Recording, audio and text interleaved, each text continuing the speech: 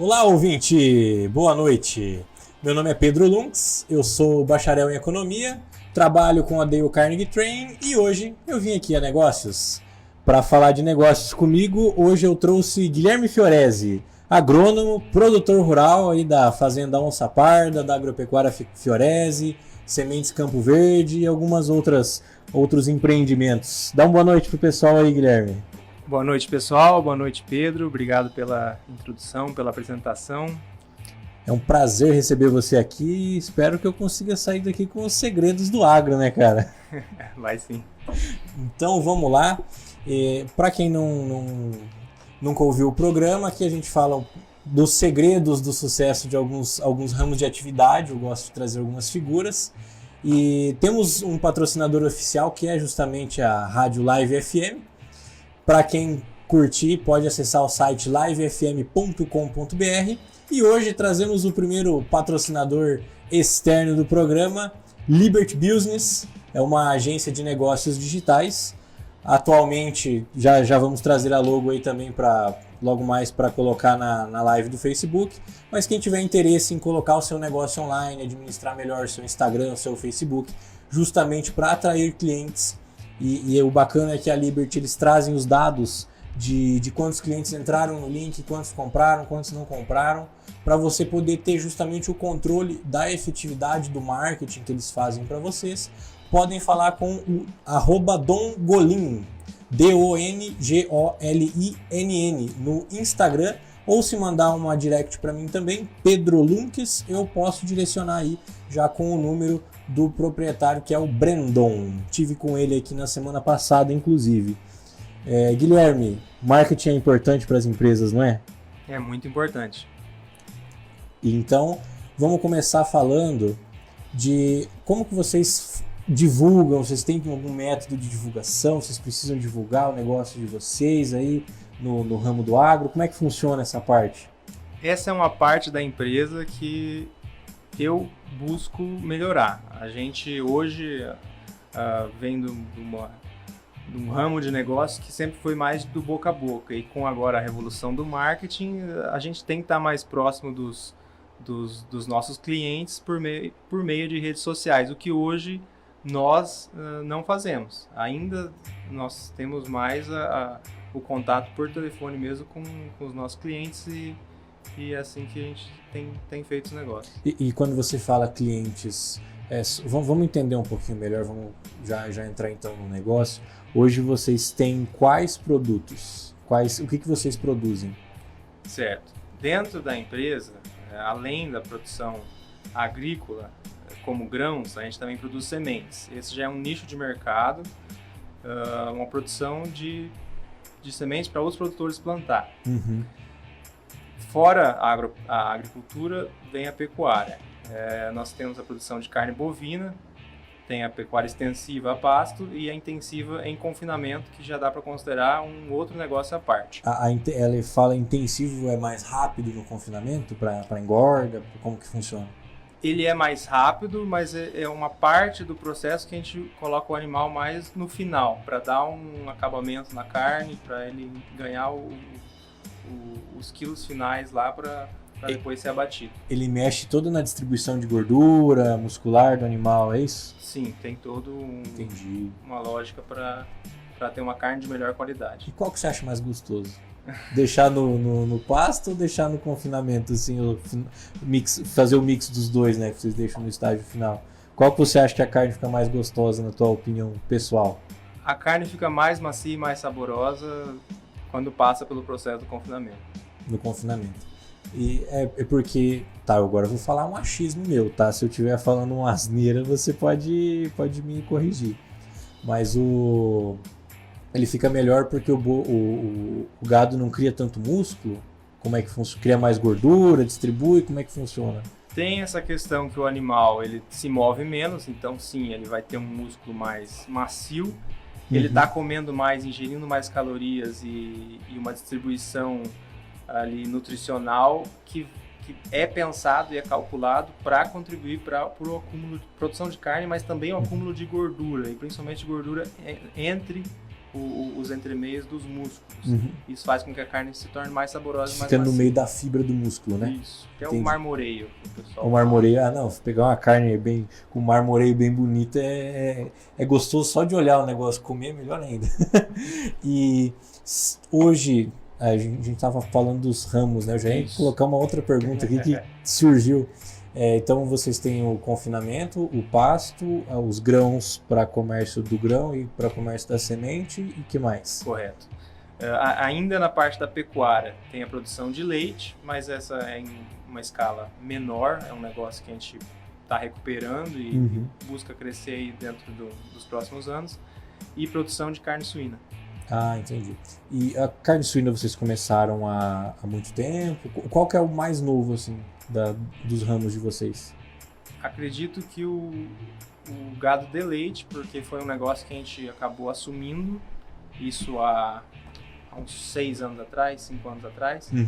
Então, nos últimos 2 anos que eu estou mais por dentro desse negócio e participando efetivamente da tomada de decisão e gestão para quantificar e poder melhorar o processo. Entendi. E a gente estava falando dos 2 gados ali, vou voltar um pouquinho. Qual dos 2 dá mais resultado? Vamos supor, se eu comprasse umas terras, colocasse um gado lá para corte, qual que seria mais viável fazer para me dar dinheiro, assim, para dar um lucro, para eu conseguir comprar mais terras, comprar mais gado? Qual que é o mais viável? O gado a pasto, você vai demorar de 3 a 4 anos para abater o animal. Enquanto no confinamento você pode acelerar isso aí para 2 anos, 2 anos e meio, e claro, no máximo de tecnologia que a gente visita hoje por aí em algumas propriedades, tem produtores abatendo com 18 meses. Então você consegue encurtar muito o tempo do animal na sua propriedade e você gira muito mais, então seu faturamento aumenta com uma área muito menor. Ele matura muito mais rápido o investimento em si no gado, né? Você vai precisar de um investimento financeiro maior, mas você vai ter um retorno em cima disso. Claro que tudo tem que ser muito bem metrificado, porque nesses últimos meses, principalmente, a gente tem visto uma volatilidade das commodities em geral muito grande. Num primeiro momento, a carne disparou, os grãos nem tanto, mas agora os grãos dispararam e a carne pode ser que recue. Então, o confinamento ele é um ótimo negócio se tiver os números bem redondos. O preço em si da carne não estiver oscilando tanto, principalmente para baixo, né? O que é muito difícil. E eu coloquei uma caixa de perguntas no meu Instagram, quem me segue deu uma olhada lá. Vou aproveitar e puxar uma das perguntas que eu acho que encaixa bem com o momento agora, que perguntaram sobre o preço mais do grão, né? A gente está falando do preço da carne, mas falaram que está tendo justamente uma demanda muito alta, a produção continua a mesma, os estoques mundiais, a gente estava conversando, estão caindo, o preço tende então a continuar subindo, né? Não exatamente assim vai subir via de regra, mas ao meu ver como economista, essa questão da demanda muito forte, ela causa justamente esse aumento de preço. Como que você vê como produtor? Isso falando sobre a soja, sobre os grãos em geral, sobre os commodities? Alimentos no geral. Tem a crescente demanda, um mundo que está crescendo, se desenvolvendo, e eu vejo que a pergunta em si seria se vai continuar subindo. É difícil a gente dizer vai, dar uma opinião tão binária assim, vai, não vai. Do sim no não, preto do branco, é complicado. Mas tudo vai depender das projeções, na verdade, das confirmações das safras atuais, tanto da safra de soja aqui do Brasil, quanto da safra que está iniciando nos Estados Unidos. Porque, igual você comentou, os estoques diminuíram.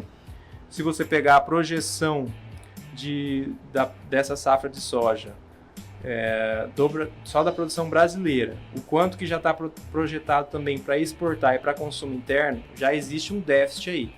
Então, depende muito da confirmação dessa safra, mas tudo indica que tende a pelo menos continuar no patamar que está. No mínimo, eu acredito que nisso, e assim, vamos falar em 10, 15, 20 anos, né? Primeiro, a inflação, o custo de produção vai levar justamente os preços um pouco para cima, só que se a gente olhar a área plantada no Brasil, cresceu 3%. A produção por área plantada não aumentou tanto. Então, nessas proporções, a população mundial tem crescido mais rápido do que a produção. Então, a demanda está aumentando, a gente não para de fazer fio, né? A gente não para de reproduzir o bicho homem. Então, cada vez mais vai ter gente consumindo e o alimento tende a ficar cada vez mais caro. Então, se a gente olhar daqui 15, 20, 30 anos, vai ser aquela coisa que a gente fala, putz, ó, em 2010 eu pagava R$1,50, R$2 no Kinder Ovo no mercado. Hoje eu pago 5, 10, nem sei quanto que tá o brinquedinho ali. Mas é justamente essa questão de demanda muito forte, né, Guilherme? É isso aí. E cara, como essa questão de produzir a semente e o grão, qual que é a diferença? Assim, vocês escolhem, o tratamento é diferente depois, é plantio diferente? Como funciona? O campo de semente, ele tem a questão burocrática, que ele tem que ser todo regulamentado, mas na parte agronômica em si, você tem que ter mais cuidado, sim, principalmente para qualquer coisa que possa danificar a qualidade da sua semente. Então, algumas pragas como percevejo podem danificar isso. Você tem que cuidar muito em relação a doenças para não prejudicar também. Claro, no grão você cuida, mas na semente você tem que ter um cuidado mais preciso quanto a isso. Uniformidade de plantas. Você não quer colher uma semente que já está na umidade ideal e ter uma semente mais verde que te obriga a passar, por exemplo, aquele lote num secador, e isso vai diminuir bastante a viabilidade da sua semente. O processo de produção de sementes, meu pai sempre fala, são 3 pernas. Você tem a produção, você tem a aprovação e você tem a venda. Uhum. E dentro dessas 3 pernas você tem que ter no mínimo 80% em cada uma delas. Então, do que você espera produzir, você tem que ter no mínimo 80%. Do que você espera aprovar desses lotes depois de colhido, beneficiado. Essa aprovação é uma agência reguladora que vê a qualidade, um laboratório, como é que funciona? Nós, como produtores de sementes, nós temos que ter a análise em laboratório fiscalizado, então nós padronizamos nossa semente na unidade de beneficiamento, mandamos os lotes para análise e tem um determinado germinação e vigor dessa semente que tem que dar um certo padrão para ela ser aprovada. Que essa é a segunda perna, e a terceira perna daí seria a venda. Dentro do negócio de semente também tem que vender mais de 80% de tudo que é produzido e aprovado.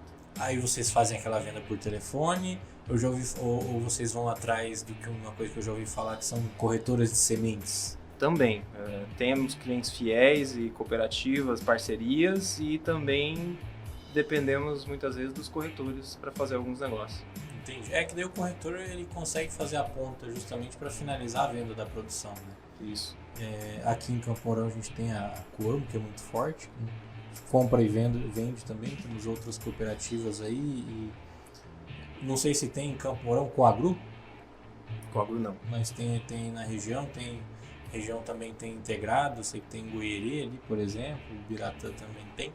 Que levam a essa facilidade do comércio da semente, a Coagro vai muito também para a produção de aves, né? Comercializa muito, assim como a JBS que a gente tem presente em Campo Mourão. Aves vocês não mexem, né? Não. E se você fosse escolher, por exemplo, ficar só com o grão, o gado, qual que você ia, a semente em si? Acredito que essa pergunta já vai puxar outra daquelas que foram enviadas na caixa de perguntas. Talvez. Porque eu imagino que a diversificação seja o caminho mais seguro. Uhum. Como você como economista entende que uma carteira de investimentos ela tem que ser balanceada. Sim, não vamos colocar todos os ovos numa... Voltando a falar de ave, né? Não vamos colocar todos os ovos na mesma cesta. Se a cesta cair, né, a gente fica sem ovo para comer. O produtor rural, ele tem opções de como utilizar a área dele e o caminho mais seguro talvez seja ter... Claro, tudo no ramo do agronegócio tem uma certa correlação, mas você tendo diferentes negócios, às vezes você pode se beneficiar ou se defender de algumas coisas mais específicas. O tradicional são produtores da agricultura e pecuária, esses dois caminham bem juntos. Mas como nós temos ali 7, eu já estou quase considerando um 8º negócio, que é o armazenamento, é muito difícil escolher um só. E porque daí você consegue sobreviver a diversos ciclos de economia, né? Então, de repente, se você decide não plantar para venda ali no inverno, né? Colocar uma aveia para depois ela nutrir a terra para já no verão se plantar a soja e ter uma safra de soja melhor, sem usar tanto produto químico ali para tratar o solo, você não tem problema em abrir mão daquela produção ali, deixar ela adubar a terra, porque você tem o gado, você tem o leite, você tem a reprodução de touros também, tem a própria semente, então a diversificação eu acho essencial, independente do negócio. Então, não posso ter uma empresa que venda só a caneta azul Bic esferográfica, eu tenho que vender as outras cores de caneta também, a preta, a vermelha, a verde, porque pessoas vão querer comprar e num momento ou outro elas também vão procurar uma régua, uma borracha, um lápis. Então, qualquer negócio, é bom a gente atender vários mercados. Tem o carro-chefe. Hoje, qual que é o carro-chefe de vocês? Pedro, em faturamento, é a agricultura mesmo, padrão, e a criação de gado de corte. Entendi. E foi onde teu pai começou, não foi? Anos atrás, assim, não sei quantos anos atrás, deve fazer um bocado. Foi. O meu pai, ele formou em 81 pela Universidade de Bandeirantes. Ele é engenheiro agrônomo também. Engenheiro agrônomo. Depois de formado, ele trabalhou uns 2 anos para acudir algumas contas que tinha do meu avô. E depois disso, ele passou a trabalhar como gestor já de propriedade rural da família Salvador, aqui de Campo Mourão. E trabalhou por muitos anos para a família Salvador e ao longo desse processo ele foi conseguindo, através das comissões que ele tinha, né, como administrador, foi conseguindo comprar o primeiro sítio, ter um pouco de terra para ele. Foi aumentando aos pouquinhos. Exato. E até que num determinado ponto ele já plantava mais do que o patrão dele. É uma história longa, estou encurtando bastante aqui, tem muito acontecimento entre esses dois eventos. Eu sei que ele fez bastante amizades, boas parcerias aí no meio da história. Foi, realmente, e até que no ano 89, acho que ele construiu o silo, onde é a nossa UBS hoje. Em 91 ele comprou a fazenda, que é a principal fazenda nossa lá em Roncador. E desde então até 2014 ele cresceu assim exponencialmente. Em 2014 teve um certo empecilho que a gente vem resolvendo até hoje, mas estamos... O bom é que tá andando, tá resolvendo, o problema é se tu tivesse parado. Exato. Né? E, cara, a história do seu pai que eu já escutei é muito interessante. Um dia talvez eu possa trazer ela por completo aqui, é uma baita de uma história de conquista e de superação, trabalho duro e suado, cara, muito trabalho em cima disso. Aquilo que a gente estava falando agora há pouquinho já responde uma das perguntas que fizeram lá no meu Instagram, que é justamente a opinião sobre a diversificação. Então, acho que a gente até concorda, né? Diversificar é importantíssimo para dentro de qualquer negócio. E antes do intervalo eu quero fazer uma pergunta que acho que você entra exatamente aqui. Como que você vê a sucessão familiar no agronegócio? Certo, Pedrão. Nesse caso, eu estou no coração da sucessão familiar, né? Faz parte da sucessão. Exato, eu sou a sucessão, bem dizendo. Eu vejo que muitas muitas das famílias que a gente conversa acaba tendo uma descontinuidade do trabalho que foi feito até um certo ponto. Muito porque eu vejo também como uma relação já minha com meu pai.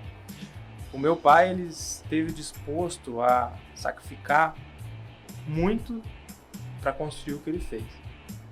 E eu, como muitas outras pessoas mais jovens, venho de uma geração que viu o quanto o pai se sacrifica para construir aquilo e o quanto ele deixa de lado, e nós como filhos acabamos sentindo um pouco disso.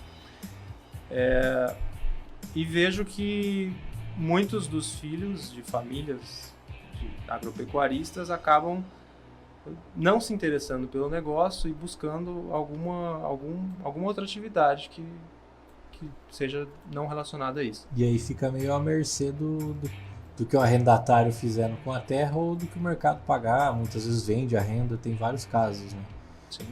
E tem os casos justamente que toca com as coxas, mal administrado e só reclama. Eu já vi também nesses casos. Guilherme, obrigado de novo pela tua presença. Eu vou puxar um intervalo rapidinho aqui agora pro pessoal e daqui a pouco a gente volta para falar um pouquinho para você, um pouco mais aí do agronegócio. Até já. Até mais. E eu e o Guilherme estamos de volta aqui para falar um pouquinho com você que está nos ouvindo.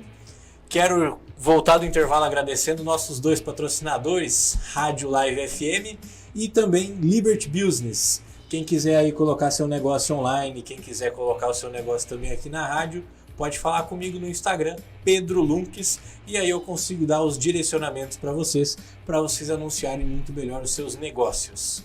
Voltando aqui com o Guilherme, cara, quero fazer uma pergunta muito bacana para você. Acho que vocês utilizam bastante disso lá.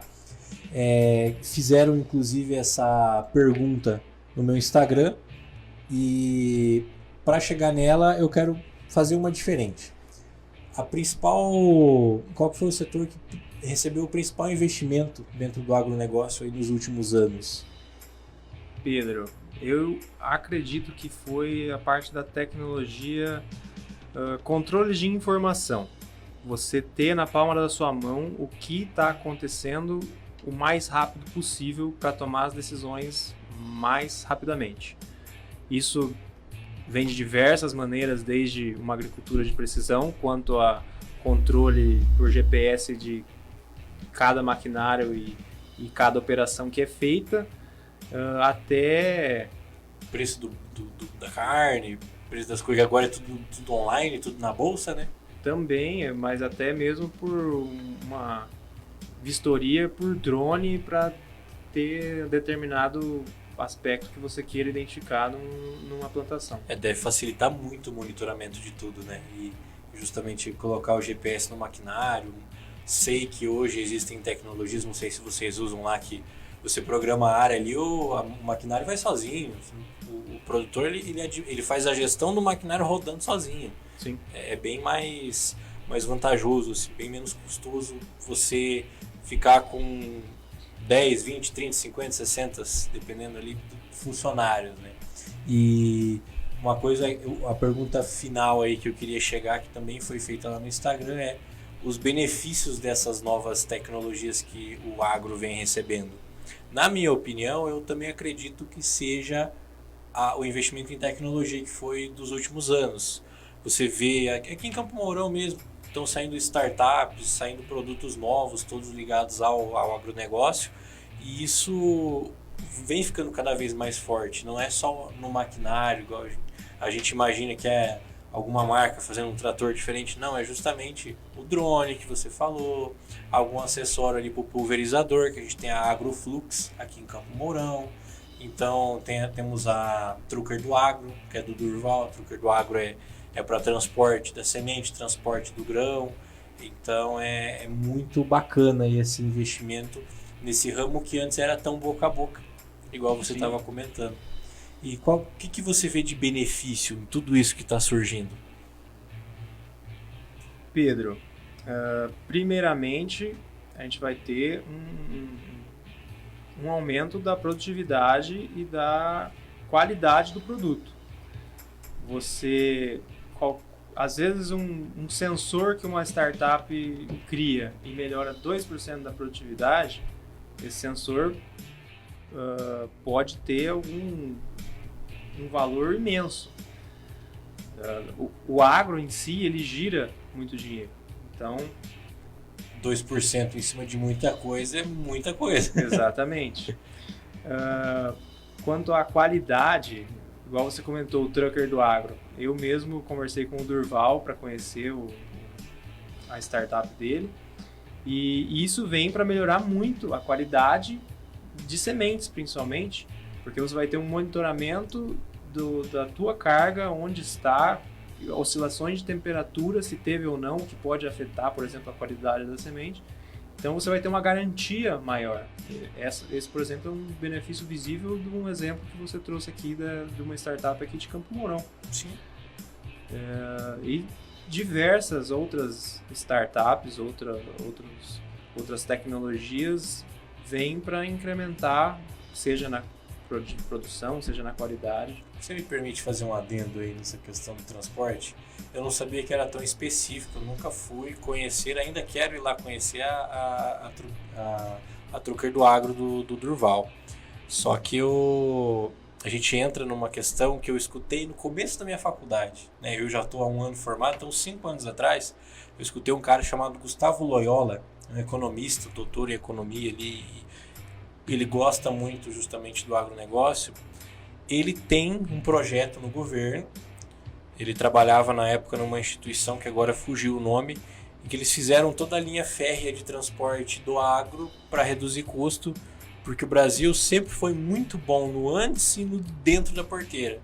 No depois da porteira, conforme ele falou, é muito complicado você transportar no caminhão. Tem as oscilações de temperatura, tem os acidentes de trânsito, tem os desvios de rota. Então, é muita coisa assim. É semente que se perde porque a estrada é esburacada e sai um pouquinho por aqui, por ali no caminhão. Antigamente se perdia muito, tem se perdido cada vez menos. E tecnologias como essa vêm para ajudar em questões assim. Eu ainda sou muito adepto da linha férrea porque gera muito emprego. Eu acredito que muito mais do que ele possa tirar, né, colocando uma linha férrea, mas também coloca a economia brasileira do agronegócio em outro nível, né? Coloca num nível de produção muito maior mundialmente falando. E o que você vê de malefício? Quanto à tecnologia. Em muitas das tecnologias elas vêm para substituir o trabalhador. Isso não tem como negar. Nas fábricas, na fazenda, em todo lugar vai ser assim. O próprio operacional, enquanto antigamente uma fazenda precisava-se de talvez 20 trabalhadores, hoje a mesma área com 3 pessoas e os maquinários é feito todas as atividades. Quem sabe em 10 anos uma pessoa sozinha não faça tudo isso. Sim. Mas... E também tem aquela coisa, né? Muitas vezes um olhar que eu vejo muita gente tendo mas é porque daí vai custar menos um trabalhador. A capacitação técnica que aquele único trabalhador vai ter que ter provavelmente seja mais cara do que manter 3. Só que vai ser muito mais fácil para ele administrar uma quantidade muito maior de atividades ao mesmo tempo. Então, em produtividade, a gente ganha. Correto. E eu também vejo economicamente esse malefício de tirar emprego, só que outros entram no lugar. Eu sou muito adepto de continuar sempre estudando, nunca parar, sempre estar atento ao que está acontecendo no mercado em que você atua. E já aproveitando que a gente estava falando de quantidade de colaboradores, não só focando neles, mas também em outros produtores, outras empresas parceiras, como é que é lidar com as pessoas desse ramo de atividade? Eu vou dar um achismo aqui, de novo, mais um, que o agro eu entendo muito pouco, mas o que eu vejo, o que eu sinto, e é por não viver isso, é que são pessoas mais chucras, pessoas mais difíceis de se lidar, pessoas um pouco menos flexíveis. Como que você vê isso? Como que vocês atuam em cima disso? Nem sempre são, igual usar o termo chucro que você comentou. É o dito popular, né? Sim. nós, como temos diversas propriedades, algumas maiores, outras menores, umas mais próximas aqui de Campo Mourão, mais, vamos dizer assim, mais próximas da cidade, outras mais distantes, a gente vê uma diversidade de, digamos, da cultura dos próprios funcionários. Uhum. Eu imagino que não seja um problema específico do agronegócio, mas de todos os fatores de produção, acredito que a mão de obra seja o mais complicado de se lidar. E a gente está lidando com pessoas e algumas vezes essas pessoas são um pouco menos instruídas, mas a gente busca, claro, como líder, estar trazendo a instrução para capacitar o funcionário e estar apto para realizar o serviço. Sim. Mas o que eu acabo sentindo, assim, como eu tenho 4 anos que eu estou trabalhando no ramo, eu vejo que tem uma falta de propósito para muitas pessoas. E esse seria o maior desafio? As pessoas, elas entram... Eu já testemunhei várias trocas de funcionários, que funcionários entram empolgados e demonstrando uma capacidade de serviço que com o tempo isso se esvai. Isso acaba ficando menos palpável para ele o significado do trabalho. Uhum. E nós, como não estamos presentes na propriedade, junto com ele assim, diariamente, nós vamos lá algumas vezes na semana, mas a gente acaba ficando mais distante. E essa distância, às vezes, talvez seja um dos motivos, mas... Muitas vezes também a perspectiva de crescimento, né? Eu me imagino que eu tenho o caseiro, tenho o cara da colheita, provavelmente usa-se ele muito mais na colheita do que em outras épocas do ano. Só que hoje seria muito caro para um trabalhador desse ir lá e comprar uma terra, né? Eu acredito que sim, uma visão superficial demais da coisa pode ser também isso, né? Justamente ele, eu tô aqui produzindo, mas eu não vou conseguir comprar a minha terra e isso pode talvez causar isso, essa questão da ausência também pode ser um dos fatores. Não dá para ser exato porque o ser humano é o bicho mais incerto que existe. É mesmo. e eu imagino que seja um grande desafio. O que vocês têm feito para melhorar um pouco disso nos últimos anos? Nós temos tentado trazer mais essa percepção da empresa, de como que o funcionário e a empresa, se a empresa vai bem, o funcionário vai bem. Uhum. E ele vai ser beneficiado com isso e vai ser remunerado por isso. Então a gente tem que tentar fazer o funcionário vestir a camisa e inspirar eles. Para que não seja só um trabalho para ele receber a remuneração no final do mês. Que é justamente isso que acaba se tornando aquela coisa monótona. Massivo e monótono. Exatamente. E vocês têm feito alguma mudança em vocês? Ou buscado algum conhecimento extra? O que vocês têm buscado para conseguir atingir esse objetivo? No momento, investindo em lideranças imediatas. Uhum. Melhorando essa disponibilidade da liderança imediata do funcionário. Entendi. Que é o que mais influencia na própria disposição do funcionário. É a liderança imediata dele. Então estão criando um plano de carreira, uma coisa nesse sentido? E da onde vocês tiraram essa ideia de onde? Eu sinceramente, eu já conversei com alguns fazendeiros grandes, fora aqui do programa, mas nunca tinha visto um plano de carreira dentro de um agronegócio. Não é exatamente um plano de carreira. A gente tem buscado alguns benefícios, por exemplo, seguros e planos de saúde para os funcionários, uhum. Mas essa questão da liderança imediata foi algo que eu vi no treinamento de negociação, se não me engano, com o Guilherme Amaral, que ele trouxe essa informação. O treinamento da Dale Carnegie, né? Isso, exato. Entendi. E essa questão de colocar eles, beleza, você está saindo bem, colocar como um líder ali de um setor, de um dos segmentos, eu acredito que possa ser uma baita de uma valorização. E aí, lideranças você vai ter nos vários setores que você atua. Como que é para vocês hoje, no dia a dia, por exemplo, lidar com esses vários ramos diferentes? Como que vocês distribuem os horários? Como que vocês fazem para conseguir conciliar tudo? Dentro da empresa, acaba que eu não tenho, vamos dizer, vou falar mais da minha rotina. Não é tão fixo, que a gente depende muito, claro, do clima, de como tá as coisas, mas tem muitas urgências que acontecem, você tem que ir em algum... Às vezes você está lidando com algo no confinamento, aconteceu uma urgência em relação à semente, você tem que se deslocar até lá para resolver. E eu tento concentrar a minha rotina em Campo Mourão de segunda a terça, e de quarta ou quinta eu vou para Roncador, fico até sábado para ver todos os negócios de lá. Como a gente tem diferentes negócios, diferentes ramos, eu tento destinar pelo menos um período inteiro, uma manhã ou uma tarde inteira, para um determinado, seja uma fazenda ou seja um negócio específico. Você coloca a dedicação exclusiva naquele período para aquele ramo em específico, né? Isso. E vem dando certo, aparentemente a gente consegue ver, vem dando certo. E hoje você auxilia teu pai em todos os negócios? Tem algum específico que você ainda não atua? Como que tá? Eu me formei em 2016, desde 2017 eu tenho atuado dentro da empresa. Mas assim, 2017, 2018 até metade de 2019, meu foco foi quase que 100% no confinamento. Uhum.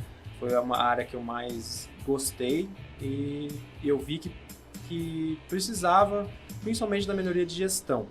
Eu sempre lidei melhor com números e mais recentemente agora tenho estudado e feito treinamentos para melhorar a minha relação com as pessoas. Mas como eu tinha o foco no número, eu gosto dessa questão de controles, sistemas, então eu criei métodos de coleta de informação e planilhas para alimentar e gerar números para tomada de decisão. Uma baita criatividade que exigiu de você, né? Obrigado, Pedro. E de um ano e meio para cá que eu tenho já deixei o confinamento, vamos dizer assim, em modo cruzeiro, ele está ali rodando e os controles continuam sendo feitos, mas eu tenho delegado um pouco mais dessa parte para eu poder estar mais por dentro dos outros negócios. Uhum. Hoje, dentro de todos os negócios, o único que eu não atuo diretamente é a granja de suínos. Todos os outros eu tenho algum tipo de influência ou grande parte de influência, dependendo do negócio. Não é assim 100% definido tudo que eu tenho que fazer, mas eu tento acompanhar um pouco de cada negócio e eu me engajo normalmente num período mais em um negócio específico conforme as necessidades. Eu vejo um projeto que eu posso melhorar alguma coisa, um sistema, uma pessoa, um processo, e foco ali por uma semana, um mês naquilo e tentando manter também a... E para você conciliar tudo isso e trazer essas novidades, por exemplo, o que você gosta de fazer assim, para descobrir essas coisas? Que hobby que você tem que te traz essa criatividade? Eu sempre fui curioso, sempre gostei de experimentar coisas diferentes. Ultimamente, hobbies que eu mais gosto assim, cozinhar. Gosto muito de cozinhar para amigos. E... Nunca me chamou para janta. E fotografia também é um hobby que eu gosto, principalmente macrofotografia, que são a fotografia de objetos pequenos, detalhes pequenos. Gosto de fotografar. Uma joaninha, por exemplo. Isso, insetos, flores, fungos. É um hobby que me acalma bastante. E como eu estou sempre na fazenda, eu posso também... Por exemplo, se eu estiver no meio de uma vistoria de lavoura, eu posso parar por 15, 20 minutos para tirar algumas fotografias. Eu gosto de mexer com o mercado financeiro. Agora tá entrando na minha praia. Até agora eu tava fora da zona de conforto. Agora a gente tá entrando lá. Há uns 3 anos eu comecei a investir, peguei grande paixão por isso. E venho estudando e aperfeiçoando. E para você que falou que gosta muito de controles, de coisas nesse sentido, você ter uma carteira de investimento te ensina muito sobre, né? Te ensina desde controlar até algumas coisas diferentes. Pode ser usado para proteger preço das coisas de venda quanto na compra do mercado agro, né, que são os contratos de proteção ali. Não sei se você já entrou muito a fundo nisso, eu nunca fui muito atrás, eu sei que é possível. Só que aí você também traz isso para outras atividades, né? Eu imagino que planilhar todos os investimentos te ensina muito do Excel, de controle depois, para você colocar nas outras, não ensina? Sim, ensina. E ensina também a questão dos investimentos, vem a questão da diversificação, que também linka com aquela pergunta da diversificação da produção dentro de uma propriedade rural. Entendi. E cara, vou voltar para uma pergunta ali que fizeram também. Você gosta muito da parte, principalmente foi onde você começou, que é do gado de corte. Como você vê aí os próximos anos do mercado de gado, assim? Não sei se você vai querer dar uma olhada nos próximos 5, 10 ou 20 anos, mas qual que é a tua visão sobre a prosperidade desse ramo? Certo. Vamos começar com a estaca zero agora. O mercado de carne bovina, principalmente aqui do Brasil, o Brasil hoje produz pouco mais de 10 milhões de toneladas no ano. Rapaz, é carne pra caramba. Cerca de 75% disso é mercado interno, 25% é exportação. Mas, se pegar uma comparação aí de 5 anos atrás, a produção de carne do Brasil aumentou 10% e a exportação de carne aumentou 48%. Então, para os próximos 5 anos, 10 anos, eu vejo que a produção de carne ela vai aumentar, mas a exportação de carne também está tendo uma demanda muito forte. Um dado que hoje eu vou comparar um pouco o mercado de carne bovina com, por exemplo, a produção de soja. O quanto a gente ainda pode melhorar dentro da produção brasileira. A soja hoje, você pega um produtor, aquele que não faz nada, ele só planta soja, o básico do básico, ele vai colher... Foi só o feijão com arroz tradicionalzão? Isso, vai colher 55, 60 sacos por hectare. Uhum. Se ele investir pesado, fazer 3 anos lá de investimento para melhorar e buscar produtividades mais altas, ele vai sair de 60 para 80, 90 sacas por hectare. Na melhor das hipóteses é 50%. Exato.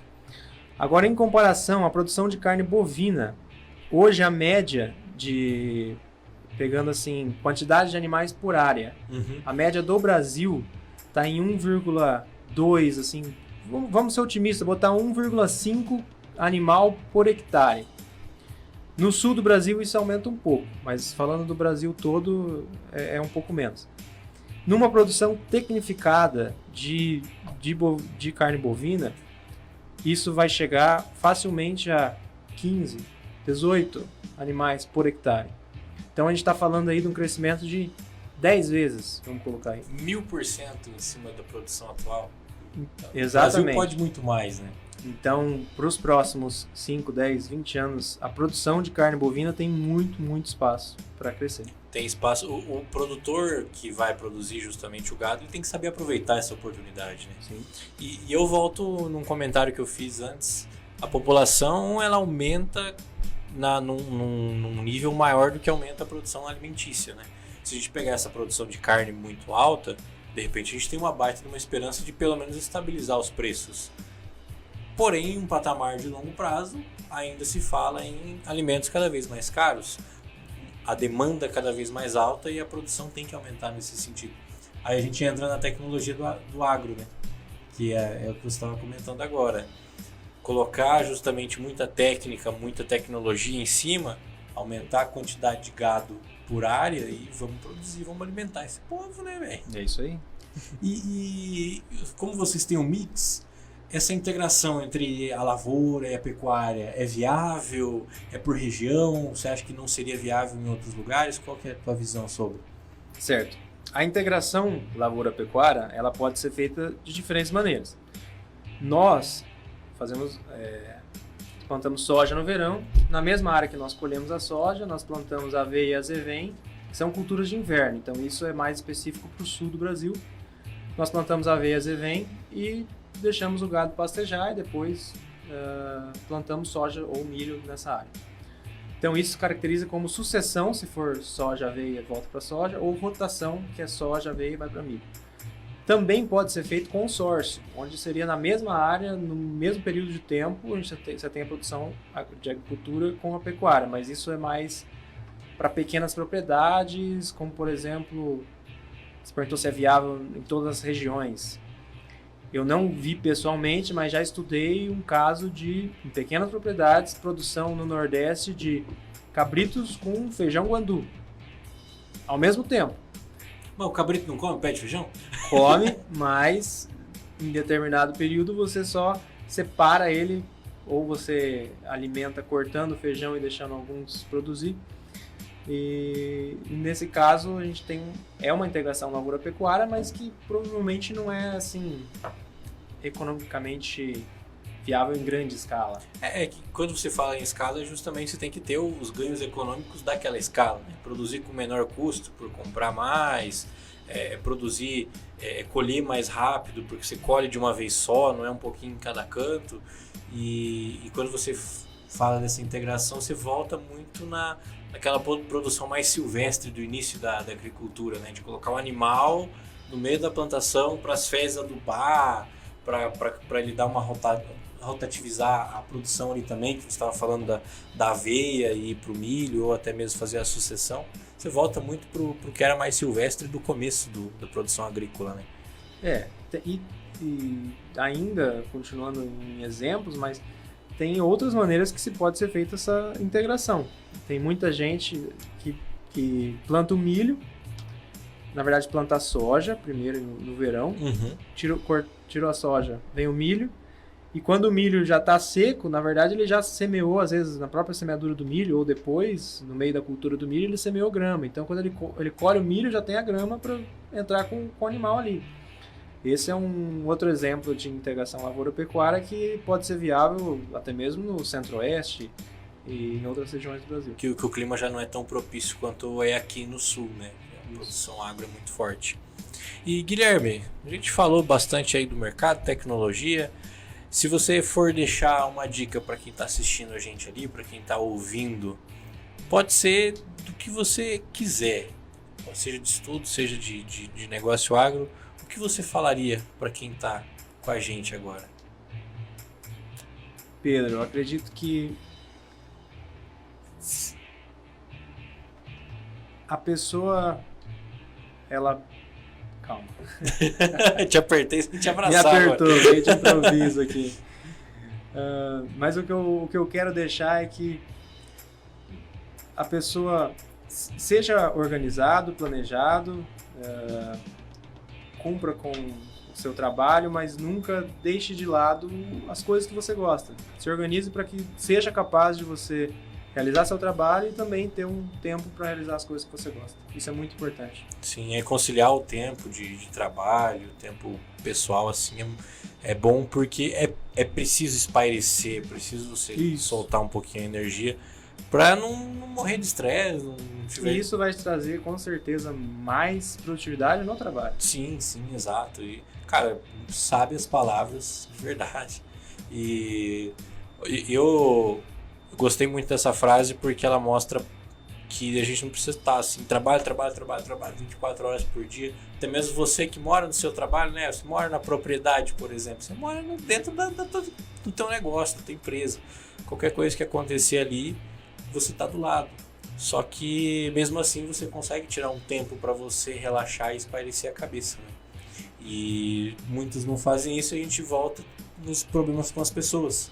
É que a gente estava falando do maior desafio é lidar com as pessoas. A gente tem que se especializar em saber lidar com os nossos próprios prazeres para também conseguir lidar muito melhor na gestão de pessoas nos nossos negócios.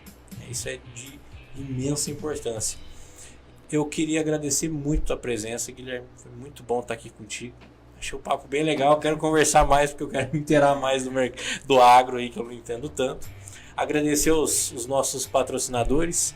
Rádio Live FM, acessem livefm.com.br, sigam no Instagram também, é LiveFMBR, me sigam no Instagram, @PedroLunques, O Instagram do Guilherme é Gui com 2i Fiorese. 2i, né? Gui Fiorese. Fiorese é com S, tá, gente? Não é Z.